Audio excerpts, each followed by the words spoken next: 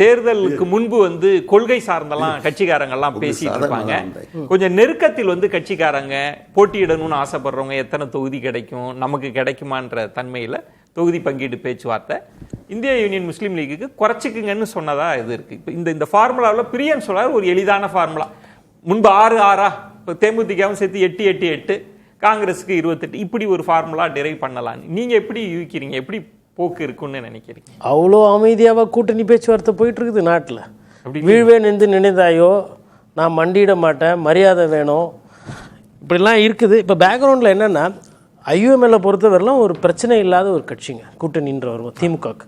அவங்கள பொறுத்தவரைலாம் ஒரு நான் கான்ட்ரவர்ஷியல் ஆலி. அதனால் ஃபஸ்ட்டு எடுத்தோன்னே என்ன பண்ணுறாங்க, அந்த அழைப்பை நீங்கள் வாங்க, நோம்பெலாம் வச்சுருப்போம், அமைதியாக மரியாதையாக ரொம்ப இணக்கமான ஒரு மீட்டிங். ரொம்ப மரபா அவங்கள தான் அழைக்கிற இல்லை ஐயுஎம்எல் என்றைக்குமே பார்த்திங்கன்னா ஒரு எந்த கட்சியிலனா கூட்டணி இருக்கட்டும், ஒரு தரம் தாழ்ந்த ஒரு விமர்சனமோ இல்லை ஒரு நம்ம பாரதிய ஜனதா கட்சிக்கிட்ட எது நம்ம பயப்படுறோமோ அந்த மாதிரி ஒரு அரசியலை முன்னெடுத்துக்கிற வைக்கிற கட்சி கிடையாது. இப்போ எஸ்டிபிஐ கூட நீங்கள் எடுத்தீங்கன்னா கொஞ்சம் ஃபோர்ஸாக இருப்பாங்க, இளைஞர்கள் நிறைய பேர் இருப்பாங்க. பட் ஐயுஎம்எல்லை பொறுத்தவரையிலும் பார்த்தீங்கன்னா நிறைய பேரோட சிந்தனை என்பது ஒத்துமையாக எல்லாரும் இருக்கணும் அப்படின்றது தான் இருக்குன்றது நான் 100% நம்புகிறேன். அந்த ஐயுஎம்எல்லை கூப்பிட்டு நாங்களாம் சீட்டை குறைச்சிக்க சொன்னால் கேட்க மாட்டாங்க, கொஞ்சம் வெளியில் போயிட்டு பத்திரிகையாளர்கிட்ட குறைச்சிக்க சொன்னாங்க நீங்களே சொல்லிட்டு போயிடுங்க இப்படின்னு இருக்கக்கூடாது. நான் ஏன் சந்தேகப்படக்கூடாது?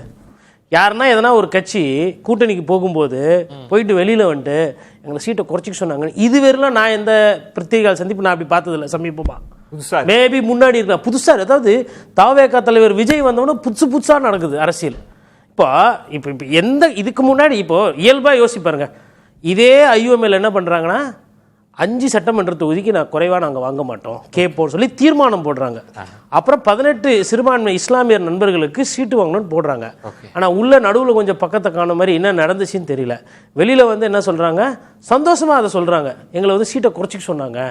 அப்போ எங்களை குறைச்சிக்க சொன்னாங்கன்னா உங்களெல்லாம் குறைச்சிக்க சொல்லுவாங்க அப்படின்னா, அப்போது ஐயுஎம்எலோட பாடிக்குள்ளே திமுக உள்ளே பூந்து இந்த செய்தியை வெளியில் சொல்லுங்கள். இது மற்றவங்களுக்கான செய்தி, கண்டிப்பாக மற்றவங்களுக்கான செய்தி. இப்போ ஐயுஎம்எல் என்ன 30 சீட்டாக கேட்டாங்க, 10 சீட்டை குறைச்சிக்க சொல்லி இருக்கிற 3 சீட்டில் 1 குறைச்சிக்கங்க, இல்லை கடைசியில் பார்த்துக்கலாம், இல்லை வேறு எதனா உங்களுக்கு அப்புறமா செய்கிறோம், இல்லை ராஜ்யசபா கூட ஐயுஎம்எல்லேருந்து யாருன்னா ஒருத்தர் ஆக்கி விட்றோம் சொல்கிறது தானே. அப்புறம் இது என்னென்னா, இது மெசேஜ், யார் யாரெல்லாம் அமிக்கபிளாக ஃபஸ்ட்டு வரீங்களோ அவங்களுக்கு நாங்கள் கூட்டணி பேச்சுவார்த்தை போட்டுட்டு தொகுதியை ஃபைனலைஸ் பண்ணுவோம். இப்போ உதாரணத்துக்கு இப்போ ஒரு கட்சி தலைவர் இருக்கிறாரு, அவருக்கு இப்போ ஃபார் எக்ஸாம்பிள் உளுந்தூர்பேட்டை ரிஷிவந்தியமும் அவருக்கு வேணும், ஒரு கூட்டணியில் இருக்கிறாரு. வேற ஒரு கட்சி போயிட்டு டெய்லி போய் கைது போட்டு வந்துட்டாங்கன்னா, இப்போ காங்கிரஸ்ல நிறைய பேர் இருப்பாங்க, அவங்க தொகுதியில் போய் வேலை பார்த்துருக்க மாட்டாங்க. ஆனால் எந்த தொகுதியில் எல்லாம் 5-3 அடுக்காக இருக்குது, திமுக எங்கே செல்வாக்காக இருக்குது, அந்த தொகுதியை வாங்கணும்னு இருப்பாங்க. டெய்லி 2 கட்சியாக முன்னாடி போயிட்டு இருக்கிற சீட்டு நல்ல ஆப்பிள் நல்ல தக்காளி எல்லாம் எடுத்துன்னு போயிட்டாங்கன்னு வச்சுக்கோங்களேன்.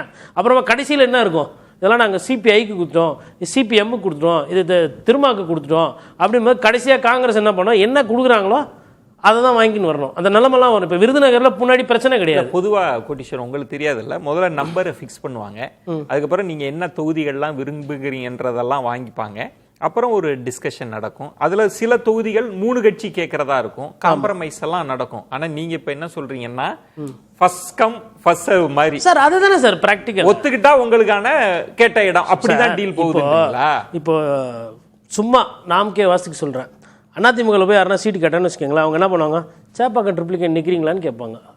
கூட்டணி பேச வரவங்கள பிஜேபியே போகிறாங்கன்னு வச்சுக்கோங்களேன், சேப்பாக்கம் ட்ரிப்ளிகேன் வேணால் குஷ்பு வச்சு போடுங்களேன், ஏன் ட்ரை பண்ணக்கூடாதுன்னுவாங்க.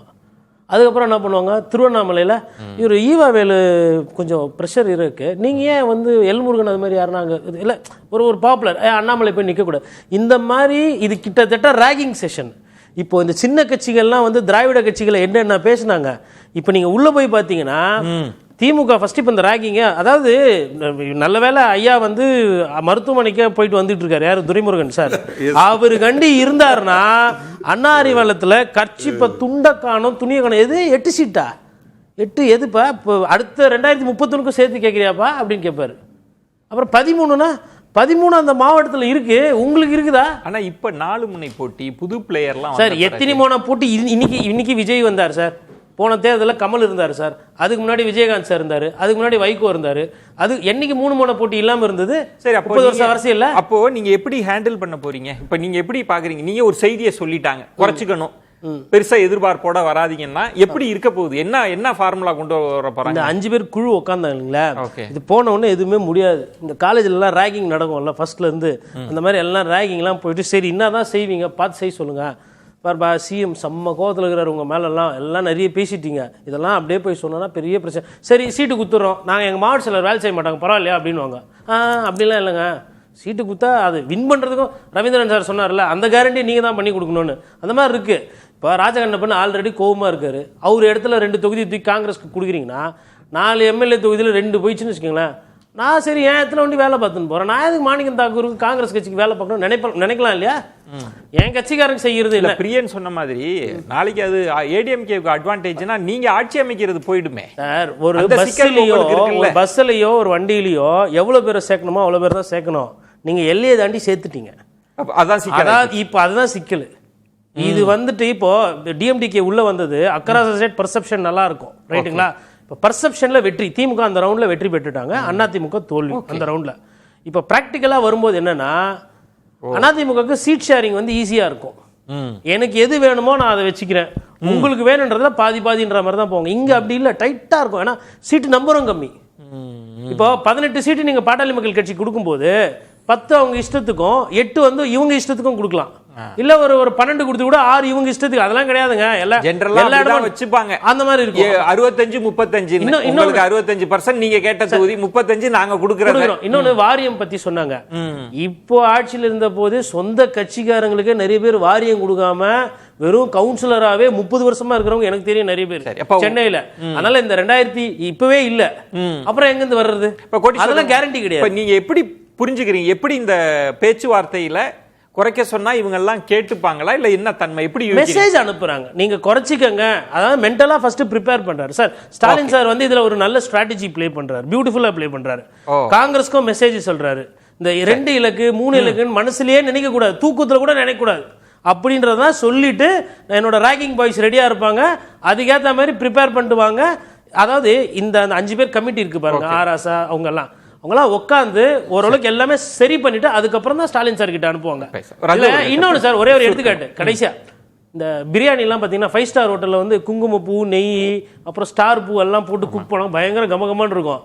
கொஞ்சம் 4 வாய் சாப்பிட்டதுக்கு திகட்டும். இதே நீங்க சின்ன கடையில இல்ல கல்யாணத்துல பண்றாங்க பாருங்க பிரியாணி, அதுல பாத்தீங்கன்னா இந்த டெக்கரேஷன்லாம் இருக்காது, ஆனா பிரியாணி தரமா இருக்கும். நீங்க கம்மியா வச்சு கரெக்டா குக் பண்ணும்போது வரும். ஓவரா எல்லாத்தையும் போட்டீங்கன்னா அதான் ஆங்கிலத்தில் சொல்லுவாங்க too many cooks spoils the food னுவாங்க. அந்த ஒரு பிரச்சனை இருக்கு. ரகு இப்போ பிரியாணி கிடையாது ப்ரமோட் பண்றாரா நடத்துறாரா போட்டி?